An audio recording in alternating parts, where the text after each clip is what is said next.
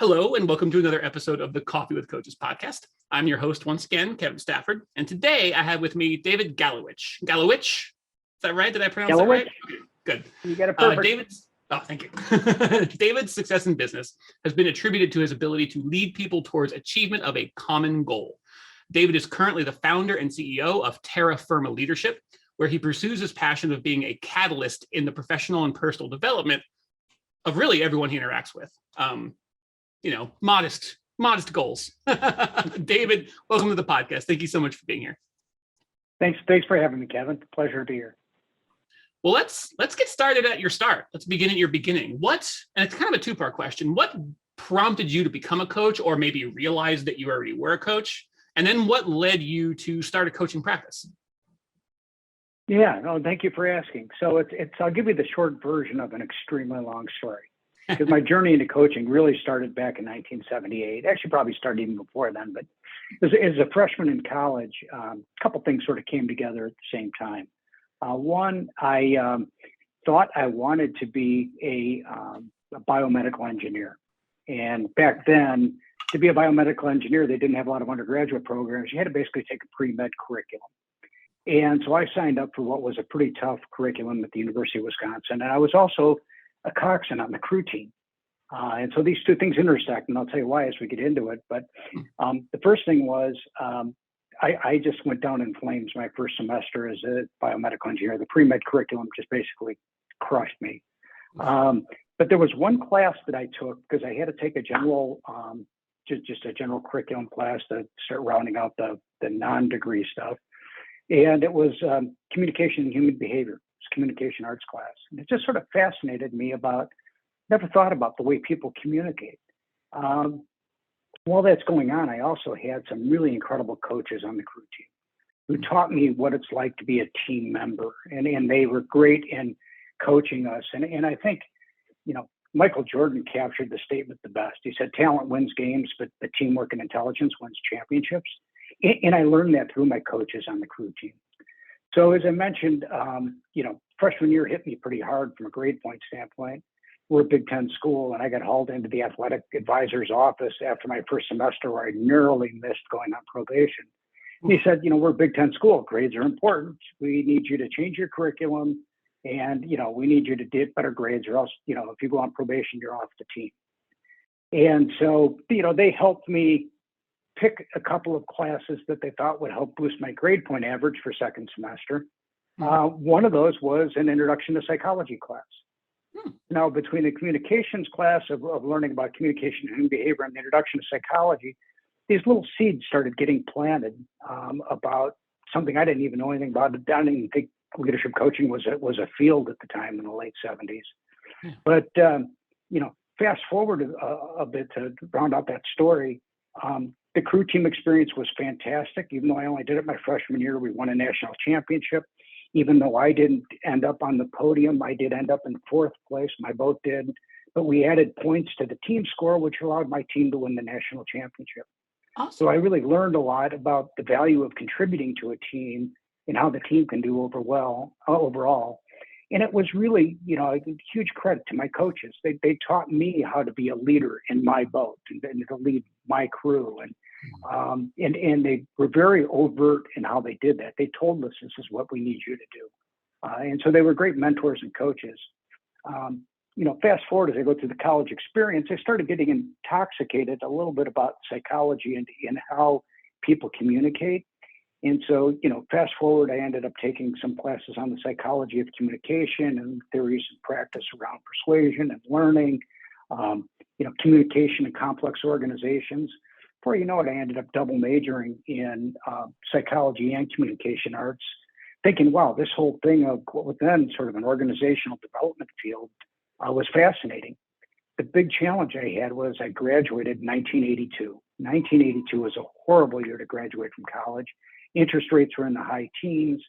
Unemployment was never higher. The month that I graduated from college, unemployment was never higher up until the pandemic. So just nobody was hiring for anything.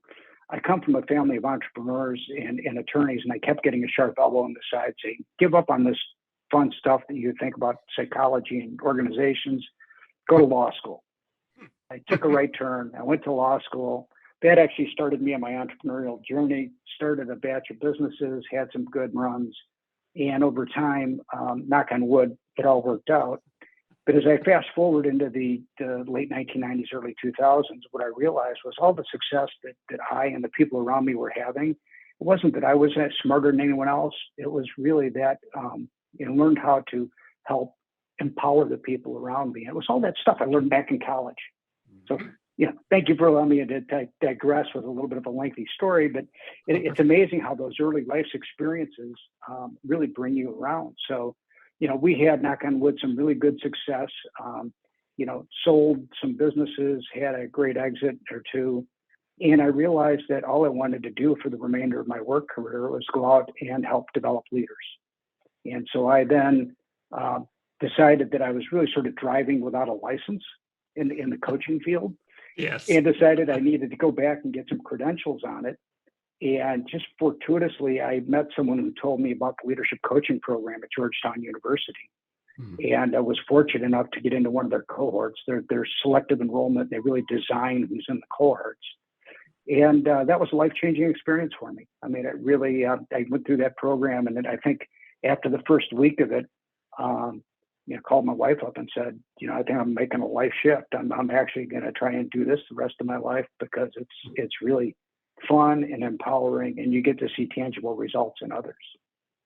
So that's what prompted me to start a coaching business. A little bit of a lengthy story, but no, that's a heck of a journey. And that's like, I feel like it's so important for people to hear that and stories like that, because a lot of times, like, people who are just starting out as a coach or who are just really beginning to realize the power and potential of being coached, they see a coach and they see not a finished product, but they see someone very far along on their journey.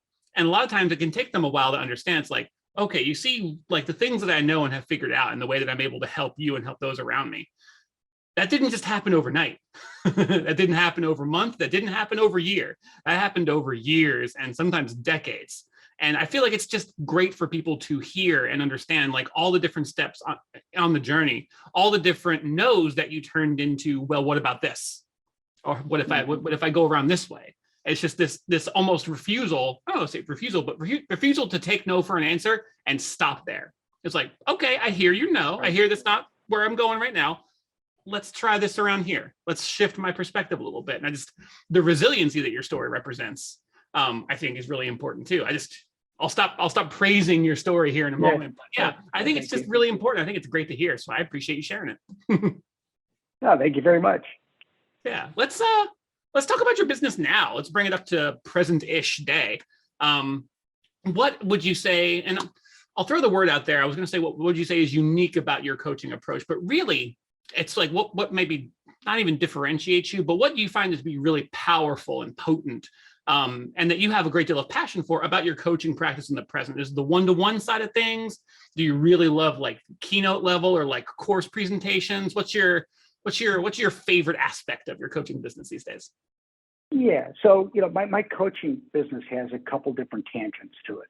I really enjoy working with teams as much as I do individuals. So it's a good blend of working with teams and with individuals. I do spend probably 2/3 of my month chairing 2 Vistage peer-to-peer advisory boards for CEOs and business owners. And so the fun part of that is I get to facilitate a board meeting actually 2 board meetings every month of them. So that's a little bit more at the team level. But then each member gets time with me one-on-one, about an hour and a half to 2 hours. And, so I get a good blend of coaching and facilitation there.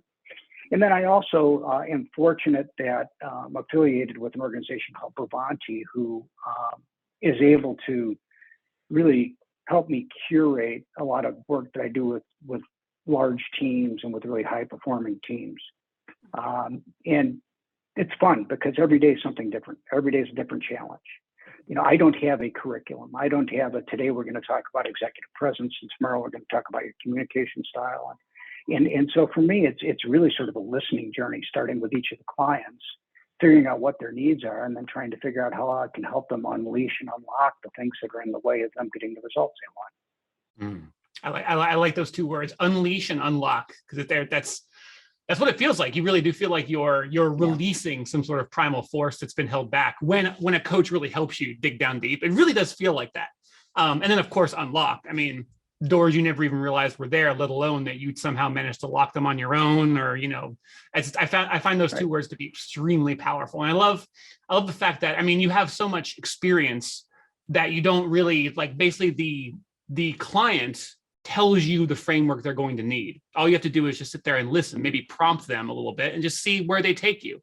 And you have all the tools and all the equipment there to be ready to help them in whatever the next step on their journey is. I like that kind of agility and adaptability. I feel like is a really important attribute in a good coach.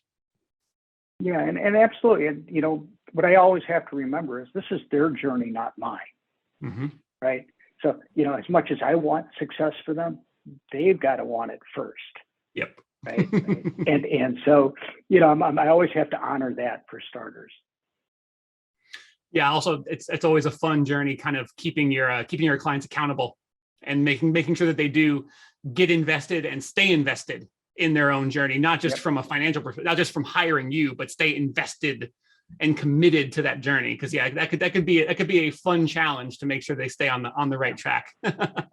Yeah, and one thing I want to circle back to, though, you said keeping my clients accountable, and at the end of the day, I don't want to keep my clients accountable. I want them to keep themselves accountable, right?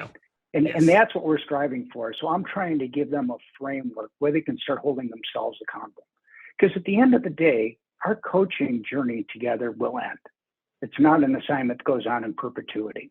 Yes. I don't want to be a consultant where they call me each time they have a problem to solve the problem. I want them to have the tools and the skill set to diagnose and to handle those problems on their own. And so really what that means is they've got to learn to be accountable to themselves.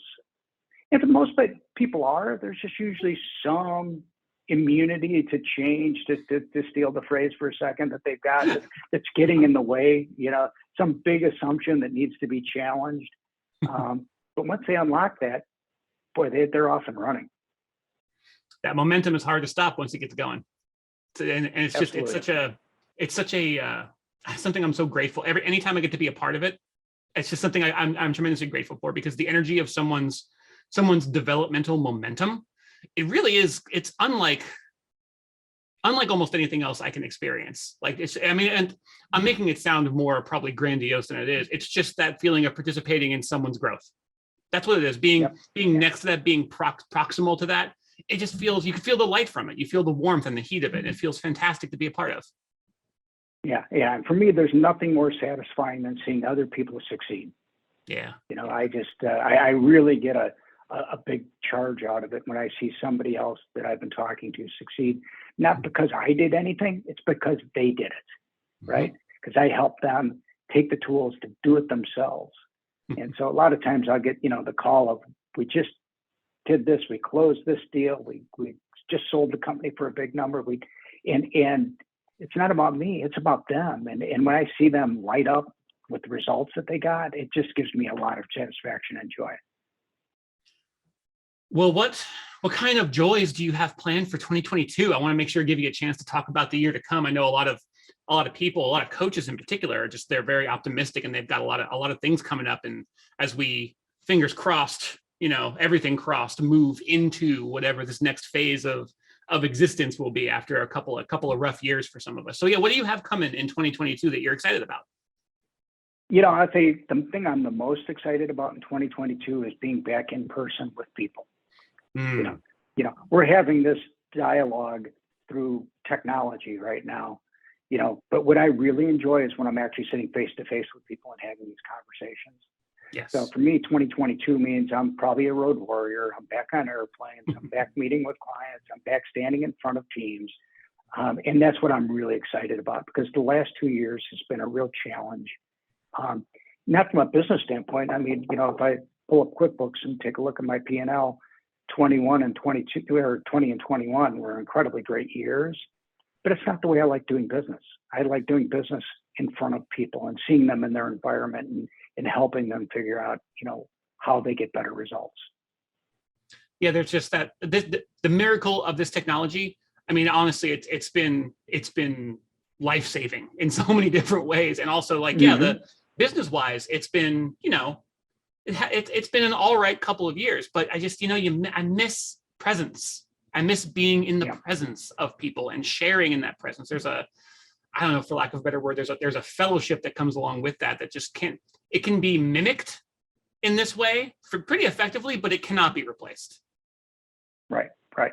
And as far as my coaching approach, I often lean on people's values and their culture and trying to help them, because that's how they ultimately get results. And I'll tell you, it's really tough to build culture through a video screen. Yeah. Right? You really need to be in person to do that. You need to show integrity to your team members by walking the walk and talking the talk in front of them. And you just don't get that kind of relationship on video. So I'm looking forward to 2022 being back in person. Back in person. I like road warrior. I like that. Well, in the meantime, also maybe not even in the meantime, as of right now, where is the best way for people to find you and interact with you, and maybe ask you to come fly out and visit? Do you have a preferred social media that you're really active on? Do you have a website that you like to send people to? Yeah. So, thank you for asking. I think LinkedIn's probably the easiest way to find me. I don't have a common spelling of the last name, so it's easy to dig me up. It's David Galowich, Galowich. So hit me up on LinkedIn. I do try to share and post things that I think people would find interesting in the leadership development space. So even if you just want to follow me and see the stuff that I'm putting up there, I'd love to at least connect with people that way. And then my website, Terra Firma Leadership. So TERRA Firma FIRMA leadership.com. And, just going back to the genesis of that, it's, in order to be a good leader, you got to be standing on solid ground. So that's why I named my business Terra Firma Leadership. That helps people remember it any easier. I love it. That was my assumption. I saw Terra Firma and I was like, ooh, all right, standing on solid ground. Absolutely. Well, David, thank you so much for being here. I feel like I could talk to you all day. You strike me as the kind of person who has many stories of their journey from then to now. But I won't be greedy. Maybe we'll talk again sometime in the future. Is there anything else you want to add before we go? No, I just want to thank you for the opportunity, and hopefully we will get a chance to talk again. I hope so. And along with that hope, I'll just make it happen. I'll find you on LinkedIn. Great. I'll reach out. But thank you, David. Kevin. Thank you, audience, for listening, and we'll talk to you soon.